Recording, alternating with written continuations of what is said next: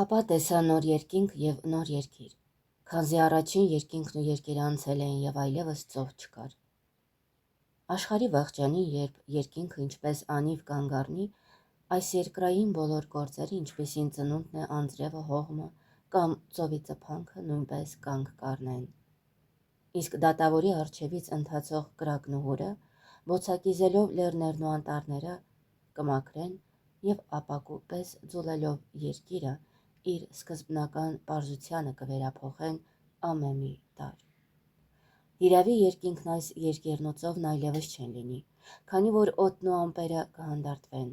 չեն լինի մրրիկներ ու ծովի ալեկոծություններ, այլ ամեն բան կստանա պարզագույն և գեղեցիկ տեսք։ Ըստ ոմանց, երկիրը սուրբերի մարմինն է, երկինքը հոգին, ծովը մտքերի ծփանքն ու հառաչանքները, որոնք աշխարհի վախճանին երանական մի պարգևով կվերափոխվեն։ Դարձյալ, երկինքը սրբերն են։ Երկիրը մեղավորները, որոնք այժմ իրենց կարգի մեջ չեն, որովհետև մեղավորները, այսինքն մահմեդականները, իշխում են արդարների, քրիստոնյաների վրա։ Բայց առաջինը պիտի անցնի, և պիտի լինի նոր երկինք և նոր երկիր, այսինքն արդարներն ըստ արժանվույն պիտի բարձրանան փառավոր իշխանների պես, ինչպես երկինքն է, իսկ մեղավորները, որպես անարգ ու խոտան, պիտի խոնարհվեն, ինչպես երկիրը։ Դարձյալ, նոր երկիրը լուսեղեն երկինքն է, սրբերի բնակարանը և կոչվում է երկիր ապրողաց, իսկ նոր երկինքը ամենասուրբ երրորդությունը,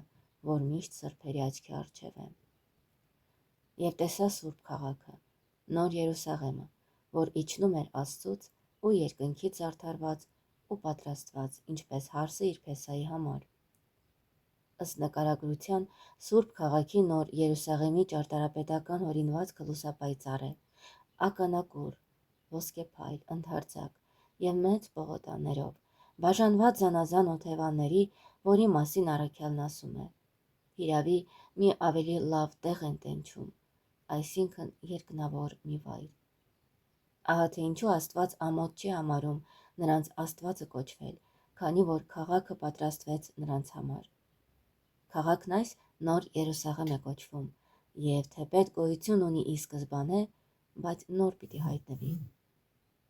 Այնքան գեղեցիկ է, որ վայել է միայն երկնաքաղաքացիներին ու փառքի փեսային, այ թե ինչու է ասում, պատրաստված է ինչպես հարսն իր փեսայի համար։ Այն խորանաձև է, և Մովսեսի խորանը նրա օրինակով պատրաստվեց, տես ասում է, կանես ըստ այն օրինակի, որ քեզ ցույց տրվեց լեռան վրա։ Աստված այս քաղաքը պիտի իջեցնի երկնքից, և զետեղելով երկնաքաղաքացիներին, դարձյալ երկինք պիտի բարձրացնի, ինչպես Եղիա մարգարեին, երբ երկինք պիտի բարձրացներ, հրեղեն կառք իջեցրեց։ Այսպես է նկարագրում, որպեսզի վերանա ամեն մի կասկած և նյութապաշտները չասեն, ինչպես կարող է մարդը երկինք բարձրանալ։ Եթե Եղիան ու Ենովքը թանձր մարմնով երկինք բարձրացան, ապա ինչպես չեն կարող երկինք բարձրանալ մարմնով փառավորվածները։ Արեգական նման է քաղաքի էջքը, որ լինելով երկնքում իր ճառագայթները երկրում են, քանի որ ինչը շարժվող է մեզ համար, անշարժ է Աստծու համար։ Օրինակ, ծովի վրա նավաբեկության ժամանակ մենք տեսնում ենք, որ լեռները գնում գալիս շարժվում են, բայց իրականում նրանք կանգուն կերպով կանգնած են իրենց տեղում։ Քաղաքն այս թեպետ իջնելու է, բայց իրականում կայուն մնալու է իր տեղում, քանզի քառանկյուն է։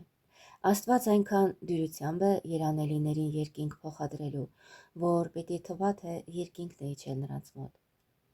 Այժմ կտեսնեն նոր աշխարհ, նոր երկինք, նոր երկիր և նոր ծով երկնքում։ Խորհրդանշորեն քաղաքը, այսինքն անդրանիկ կատարյալների հոգիները, իսկապես պիտի իջնեն երկնքից, հագնելով փառավոր մարմին, որպեսզի զարդարվեն անճառ փառքով, ինչպես վայել է, որ հարսը զարդարվի երկնավոր փեսային միանալու համար։ Այս է մեկնությունն այս խոսքի, և կինը նրա հարսը պատրաստվեց, կամ թե զարդարված ու պատրաստված, ինչպես հարսը իր փեսայի համար, գլուխը Քրիստոսն է, մարմինը հաղթական եկեղեցին։ Ինչպես անմահ և անհաղթ է գլուխը, այնպես էլ մարմինը։ Այս նկատի ունի ոսկեբերան Հայրապետը, երբ ասում է. եկեղեցին Աստված է, Քանզի գլուխն Աստված է, ուստի չի կարող պարտվել։